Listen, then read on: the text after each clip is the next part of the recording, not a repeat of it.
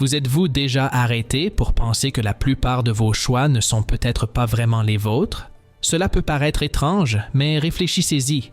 Pourquoi les mêmes problèmes semblent-ils toujours se présenter, quels que soient les efforts que vous déployez pour changer? Vous vous êtes peut-être déjà demandé « Pourquoi cela m'arrive-t-il toujours ?» Ou vous vous êtes même juré que la prochaine fois, tout serait différent. Mais vous vous rendez compte que vous refaites les mêmes erreurs, comme si vous étiez bloqué dans une boucle que vous ne pouvez pas voir. D'où vient cette situation? Pourquoi explosez-vous de colère dans des situations simples, procrastinez-vous dans les moments importants ou attirez-vous toujours les mêmes conflits dans vos relations? La vérité est qu'il y a quelque chose dans les coulisses de votre esprit qui contrôle vos décisions. Et, ce qui est le plus effrayant, vous ne vous en rendez même pas compte. Carl Jung, l'un des plus grands noms de la psychologie, a dit quelque chose qu'il est impossible d'ignorer. Jusqu'à ce que vous deveniez conscient, l'inconscient dirigera votre vie et vous l'appellerez le destin. Si vous vous êtes déjà senti prisonnier de schémas répétitifs ou si vous avez eu l'impression que votre vie suivait une sorte de scénario inévitable, j'ai une nouvelle pour vous. Ce n'est pas le destin. Ce n'est pas de la malchance ou une coïncidence. C'est votre inconscient qui est aux commandes. Mais calmez-vous. Il ne s'agit pas d'un problème sans solution. L'inconscient peut être puissant, mais il peut aussi être compris. Ce qu'il faut, c'est apprendre à voir ce qui est caché, à comprendre d'où viennent vos émotions et, surtout, à transformer ces forces invisibles en quelque chose qui joue en votre faveur.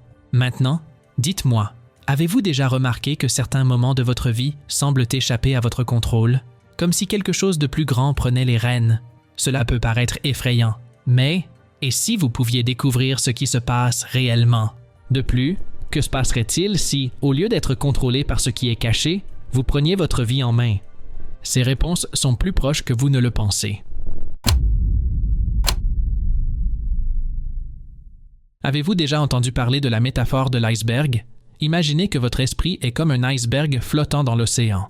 La partie visible, qui se trouve au-dessus de l'eau, est le conscient, ce que vous voyez, vos pensées logiques, vos décisions quotidiennes, mais cette partie n'est qu'une fraction. La plus grande partie de l'iceberg, qui est submergée et invisible, est l'inconscient. Et c'est là que les choses se passent vraiment. L'inconscient est comme un programmeur caché. Il stocke des expériences, des émotions et des souvenirs dont vous ne vous souvenez même pas, mais qui continuent d'influencer tout ce que vous faites. Les traumatismes anciens, les croyances acquises dans l'enfance, les peurs que vous vous cachez à vous-même, tout cela est stocké dans cette partie immergée de votre esprit. Et le plus surprenant, même s'il est caché, l'inconscient est aux commandes. Laissez-moi vous donner un exemple.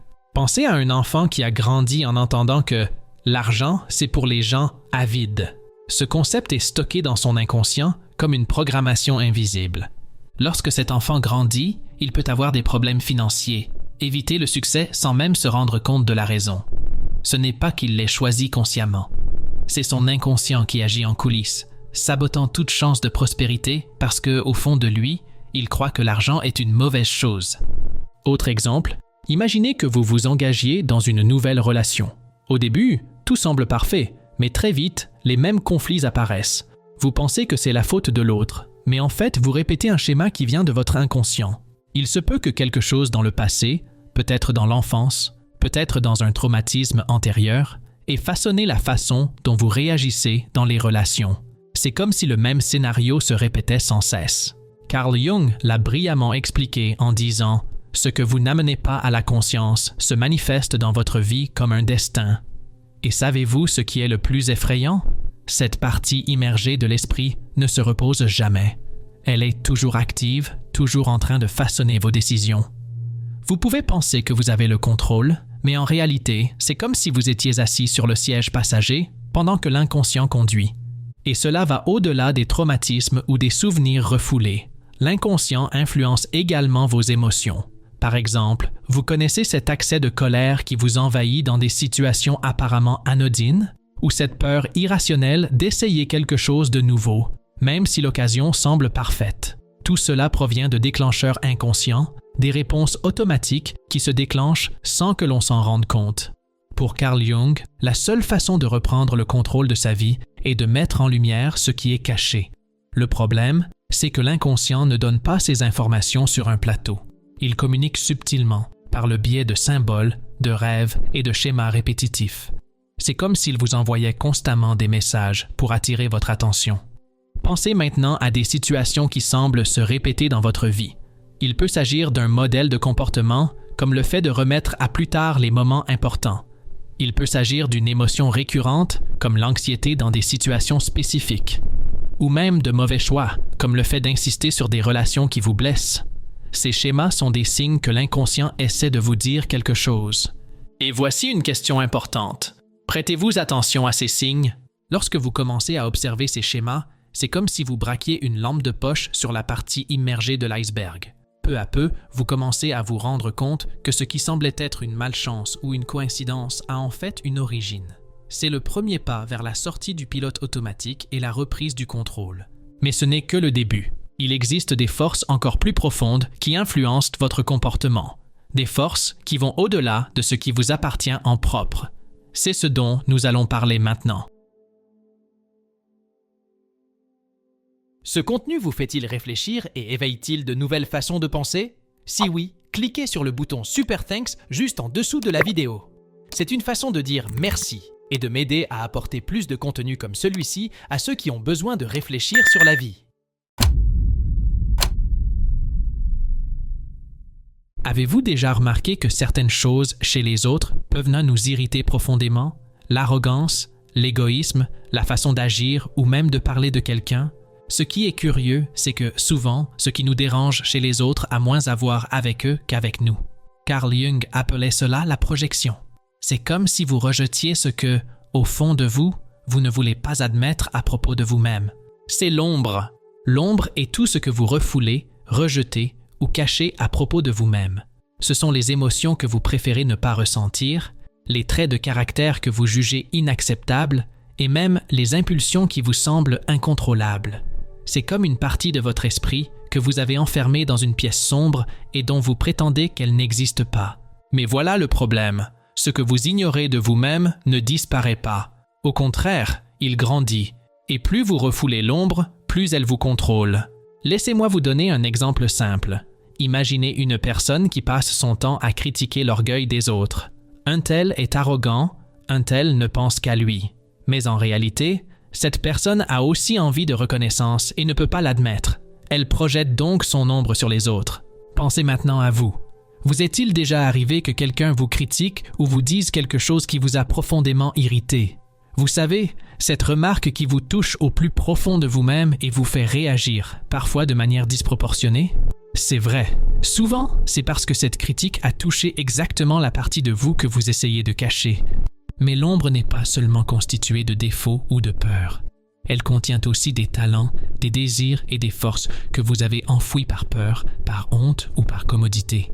Lorsque vous étiez enfant, on vous a peut-être dit que vous n'étiez pas assez bien pour quelque chose, ou que rêver grand était une perte de temps.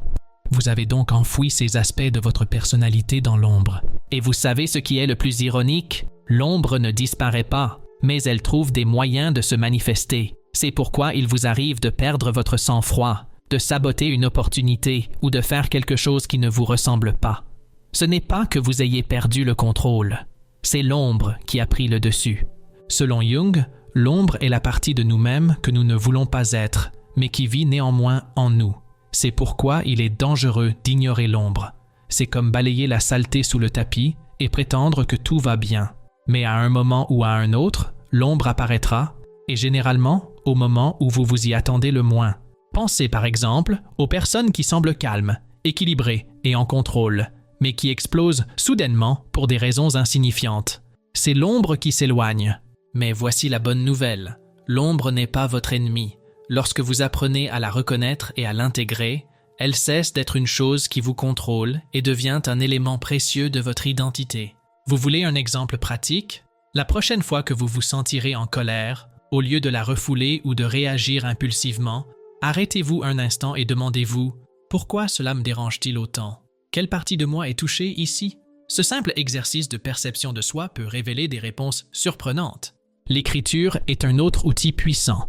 Prenez un carnet et notez les situations dans lesquelles vous avez perdu le contrôle ou réagi de manière excessive. Essayez ensuite d'identifier ce qui a motivé votre réaction. Il s'agit peut-être d'un désir refoulé, d'une peur ou de quelque chose que vous avez choisi d'ignorer. Reconnaître l'ombre est le premier pas vers son intégration. Et intégrer l'ombre signifie cesser d'en être l'esclave. C'est comme ouvrir un coffre verrouillé dans le grenier de votre esprit. Au début, cela peut sembler inconfortable, mais en y regardant de plus près, on se rend compte que beaucoup de choses qui semblaient effrayantes étaient simplement mal interprétées. Et lorsque vous le faites, quelque chose d'incroyable se produit. L'ombre qui semblait être un poids devient une force. Maintenant, réfléchissez. Qu'avez-vous caché à l'intérieur?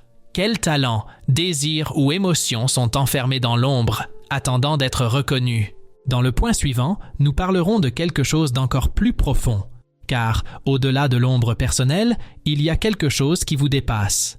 Quelque chose qui nous relie tous et qui influence aussi vos choix. Avez-vous déjà remarqué que dans les histoires de différentes époques et cultures, les mêmes types de personnages apparaissent toujours? Le héros qui relève des défis pour dépasser ses limites. Le sage mentor qui guide le protagoniste. Le sombre méchant qui représente tout ce que le héros craint. Ces schémas ne sont pas le fruit du hasard. Carl Jung a découvert qu'ils proviennent de quelque chose de beaucoup plus profond, l'inconscient collectif. Contrairement à l'inconscient personnel, qui stocke vos souvenirs et expériences individuelles, l'inconscient collectif est comme une base de données partagée par l'ensemble de l'humanité. Il contient des symboles, des idées et des comportements universels, les archétypes. Les archétypes sont des modèles qui vivent à l'intérieur de chacun d'entre nous, façonnant non seulement nos histoires, mais aussi nos choix, nos rêves et même notre façon de voir le monde. Permettez-moi de vous donner un exemple. Pensez aux films ou aux histoires que vous aimez. Peut-être aimez-vous le héros qui surmonte les obstacles, comme dans Star Wars ou Harry Potter, ou bien vous vous identifiez au parcours du rebelle qui lutte contre le système. Ces personnages résonnent parce qu'ils représentent des archétypes profondément ancrés dans notre esprit. Et ce n'est pas seulement dans la fiction. Les archétypes façonnent également notre façon de vivre. Par exemple, avez-vous déjà eu l'impression, à certains moments de votre vie, d'endosser le rôle de sauveur? Vous essayez toujours d'aider les autres, même si cela vous fait du tort? Ou peut-être avez-vous vécu comme une victime, croyant que le monde est contre vous et que rien ne dépend de vous? Ces rôles ne sont pas le fruit du hasard. Ce sont des manifestations d'archétypes qui agissent dans vous. Le problème, c'est que lorsque vous vivez enfermé dans un seul archétype, cela finit par limiter ce que vous pouvez être. Si vous agissez toujours en héros, vous risquez de vous épuiser à essayer de sauver tout le monde. Si vous jouez le rôle de la victime, vous risquez de vous sentir paralysé et de croire que vous n'avez aucun contrôle sur votre vie. La bonne nouvelle, les archétypes ne sont pas figés. Ils peuvent être explorés, compris et intégrés. Mais comment faire? La première étape consiste à déterminer quels archétypes sont les plus actifs dans votre vie. Pensez au rôle que vous endossez souvent. Êtes-vous le mentor qui a toujours une parole de sagesse pour les autres, le rebelle qui remet tout en question, ou le soignant qui se consacre tellement aux autres qu'il s'oublie lui-même? Maintenant, dites-moi, pensez-vous que ces rôles reflètent qui vous êtes vraiment, ou bien limitent-ils votre vie? Un autre point intéressant concernant les archétypes est qu'ils apparaissent dans vos rêves. Jung pensait que pendant le sommeil, l'inconscient collectif se manifestait en utilisant des symboles pour vous envoyer des messages. Les rêves dans lesquels apparaissent des figures telles qu'un sage, une ombre menaçante ou même un héros en difficulté sont des formes d'inconscient collectif qui tentent de vous parler. Par exemple, rêver d'eau peut symboliser des émotions profondes. Rêver d'une maison peut représenter différents aspects de votre psyché. Chaque pièce peut refléter une partie de votre personnalité. Et à l'intérieur de cette maison, vous pouvez rencontrer des figures symboliques, l'archétype du mentor qui essaie de vous guider ou l'ombre qui vous met au défi d'affronter vos peurs. Prêter attention à ces symboles est un moyen puissant de comprendre comment l'inconscient collectif agit sur vous. Mais voici une réflexion importante. Les archétypes ne sont ni bons ni mauvais. Ce sont des outils que vous pouvez utiliser pour grandir et vous transformer. Par exemple, l'archétype du héros peut vous aider à relever des défis, mais s'il est surutilisé, il peut conduire à l'épuisement. L'archétype de l'ombre, en revanche, bien qu'il puisse sembler effrayant, peut vous apprendre à gérer vos peurs et à devenir plus fort. Carl Jung disait que pour vivre une vie pleine, il faut intégrer tous les archétypes, reconnaître leur influence, mais ne pas les laisser vous définir. Et savez-vous ce qui est le plus intéressant? Lorsque vous commencez à comprendre ces schémas, vous vous rendez compte que vous n'êtes pas obligé de vivre enfermé dans un seul rôle. Vous pouvez être le héros à un moment donné, le mentor à un autre, et même le rebelle si nécessaire. La liberté consiste à reconnaître ces schémas et à les utiliser à votre avantage. Maintenant, laissez-moi vous poser une question. Quel archétype pensez-vous être le plus présent dans votre vie aujourd'hui? Et, plus important encore, vous aide-t-il ou vous limite-t-il? Dans le point suivant, nous parlerons de la façon de réunir tout cela, l'inconscient, l'ombre et les archétypes, en un seul processus de transformation. Car comprendre ces forces n'est qu'un début. Le véritable pouvoir réside dans leur intégration. Avez-vous déjà eu le sentiment de vivre la moitié de votre vie? Comme si une partie de vous savait exactement ce que vous vouliez, mais que l'autre se retirait, sabotant vos projets? Ce sentiment d'être déconnecté de soi-même est ce que Carl Jung considérait comme le principal problème de l'être humain, la séparation entre le conscient et l'inconscient. Pour lui, la seule façon de surmonter cette déconnexion est de passer par un processus appelé individuation. L'individuation ne consiste pas seulement à mieux se connaître, c'est bien plus profond que cela. C'est le chemin vers l'intégration de toutes les parties qui vous composent, celles que vous acceptez et celles que vous cachez. C'est comme assembler les pièces d'un puzzle pour former un tout. Cela vous semble-t-il compliqué? Peut-être, mais Jung pensait que l'individuation était le seul moyen de reprendre le contrôle de sa vie. Et tout commence par une étape simple, reconnaître les schémas qui se répètent dans votre vie. Vous savez, ces situations qui tournent en boucle, les conflits qui surgissent dans vos relations, les peurs qui vous paralysent dans les mêmes circonstances, ou cette habitude de saboter les opportunités même lorsque tout semble aller pour le mieux.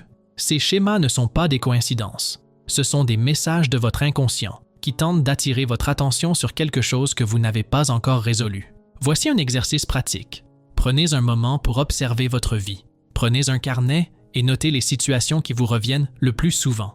Il peut s'agir d'une émotion, comme la colère ou l'anxiété, ou même d'un comportement, comme la procrastination. Le simple fait d'observer et de noter constitue déjà une étape importante. En effet, lorsque vous voyez un schéma, il n'est plus invisible et vous avez la possibilité de le modifier. Mais l'individuation ne se limite pas à l'observation. Il s'agit aussi d'y faire face. Et cela nous amène à quelque chose d'essentiel, l'ombre. Vous vous souvenez de l'ombre? Cette partie de vous que vous rejetez ou que vous préférez ne pas voir? Eh bien, l'individuation ne se produit vraiment que lorsque vous la regardez en face. Mais au lieu de voir l'ombre comme un ennemi, vous apprenez à la voir comme une partie de vous qui a besoin d'attention. Par exemple, pensez à une émotion que vous avez tendance à refouler, comme la colère. Vous avez peut-être appris à l'éviter parce qu'on vous a dit que la colère est une mauvaise chose. Mais lorsque vous la refoulez, elle ne disparaît pas.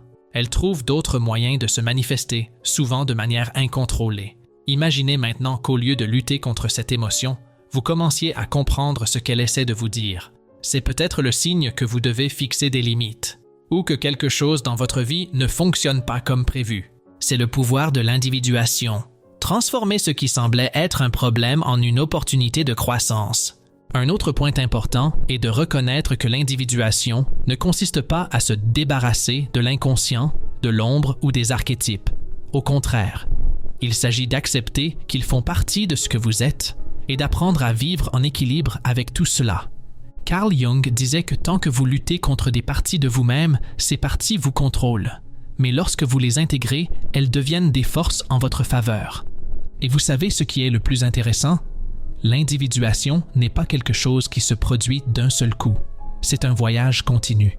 Chaque fois que vous reconnaissez une tendance, que vous affrontez une peur ou que vous faites de la place à un talent caché, vous faites un nouveau pas en avant. Maintenant, laissez-moi vous poser une question. Qu'est-ce qui est fragmenté en vous? Quelles sont les parties de vous que vous ignorez ou rejetez encore? Dans le prochain point, nous verrons comment faire le dernier pas pour intégrer tout cela. Car, en fin de compte, la grande question est, qui est vraiment en charge de votre vie? Laissez-moi vous raconter une histoire. Il y a plusieurs siècles, le roi Minos de Crète ordonna la construction d'un immense labyrinthe. Au centre de ce labyrinthe vivait le Minotaure, une créature mi-homme, mi-taureau qui représentait la peur et les ténèbres. Chaque année, le peuple était contraint d'envoyer des jeunes hommes en sacrifice au monstre. Entrer dans le labyrinthe, c'était s'exposer à sa propre destruction. Mais un jour, Thésée, le héros grec, décida de changer cette histoire. Il se porte volontaire pour entrer dans le labyrinthe et affronter le Minotaure. Le voyage était périlleux. Le labyrinthe était déroutant, plein d'impasses. À chaque pas, Thésée était confronté à la peur de se perdre à jamais. Mais il avait un outil, un écheveau de fil que sa bien-aimée Ariane lui avait donné. Il attacha le fil à l'entrée du labyrinthe et, au fur et à mesure qu'il avançait, il le déroulait. Ainsi, il savait que même dans l'obscurité, il pourrait retrouver son chemin. Au cœur du labyrinthe, Thésée rencontra le Minotaure. Ce fut un combat acharné. Il a affronté la créature, qui symbolisait non seulement la menace extérieure, mais aussi la peur qui l'habitait. Et à la fin, il a gagné. En suivant le fil d'Ariane, il a trouvé la sortie et en est ressorti transformé. Pourquoi cette histoire est-elle importante? Parce que nous avons tous un labyrinthe en nous. C'est notre inconscient, plein de passages confus, de parties cachées et de peurs que nous ne voulons pas affronter. Au centre de ce labyrinthe se trouve notre Minotaure. Il peut prendre la forme d'un traumatisme, d'un schéma répétitif ou de quelque chose que vous avez évité toute votre vie. Mais voici la vérité. Fuir le labyrinthe n'est pas une option.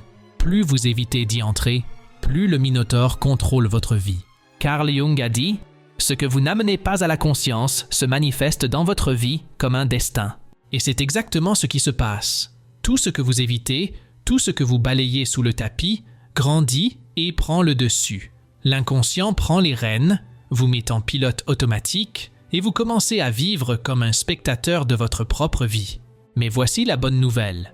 Comme Thésée, vous avez une porte de sortie. Vous pouvez choisir d'entrer dans le labyrinthe, d'affronter le Minotaure et de trouver le fil qui vous permettra de sortir. Pensez un instant à votre vie. Combien de fois avez-vous réagi à quelque chose sans comprendre pourquoi? Vous avez explosé de colère, remis à plus tard, vous vous êtes auto-saboté, vous avez répété des erreurs et vous vous êtes ensuite demandé « Pourquoi cela m'arrive-t-il toujours? Pourquoi cela m'arrive-t-il toujours ?» Vous connaissez maintenant la réponse. Une force invisible est à l'œuvre. Votre inconscient. Il contient des croyances héritées de l'enfance, des traumatismes que vous avez essayé d'oublier et des schémas qui se répètent sans que vous vous en rendiez compte. Tout cela fonctionne comme un labyrinthe. Vous avez l'impression de marcher, mais vous n'arrivez jamais à rien. Mais le choix est entre vos mains. Qui contrôlera désormais votre vie? Vous pouvez continuer à ignorer ce qui est caché et laisser l'inconscient continuer à diriger vos décisions. Ou vous pouvez choisir d'entrer dans le labyrinthe, de regarder dans l'ombre, d'intégrer les archétypes et de retrouver le chemin de vous-même. Et voici quelque chose d'important. Entrer dans le labyrinthe demande du courage, car affronter le Minotaure, c'est-à-dire affronter ses peurs, ses traumatismes et ses parties rejetées, n'est pas facile. Mais souvenez-vous du fil d'Ariane. C'est votre capacité à observer, à questionner et à réfléchir. Chaque fois que vous reconnaissez un schéma, que vous observez une réaction automatique ou que vous vous interrogez sur les choix que vous faites, vous vous accrochez au fil d'Ariane. Par exemple, lorsque vous réalisez que la peur de l'échec vient de quelque chose qu'on vous a dit à l'époque, vous tenez le fil. Lorsque vous reconnaissez que l'ombre n'est pas un ennemi, mais une partie de vous qui a besoin d'attention, vous tenez le fil. Lorsque vous comprenez que les archétypes ne vous définissent pas, mais qu'ils peuvent être utilisés comme des outils, vous tenez le fil. Et à chaque pas que vous faites, le labyrinthe devient moins intimidant. En fin de compte, ce que vous appelez « destin » n'est rien d'autre que le reflet des choix que votre inconscient a fait pour vous. Mais vous savez maintenant que vous pouvez changer cela. Lorsque vous choisissez d'observer les schémas, d'affronter l'ombre et d'intégrer toutes les parties de qui vous êtes, quelque chose d'incroyable se produit. Vous cessez de vivre en spectateur et devenez le protagoniste de votre vie. Le Minotaure ne disparaît pas, mais il cesse d'être une menace. Le labyrinthe existe toujours, mais vous en connaissez le chemin. Alors, laissez-moi vous demander, qui contrôle vraiment votre vie? La réponse est entre vos mains. Dites-moi ce que vous en pensez dans les commentaires ci-dessous. Souviens-toi, la connaissance est le chemin vers la véritable liberté. Compte sur moi et suis le lapin blanc.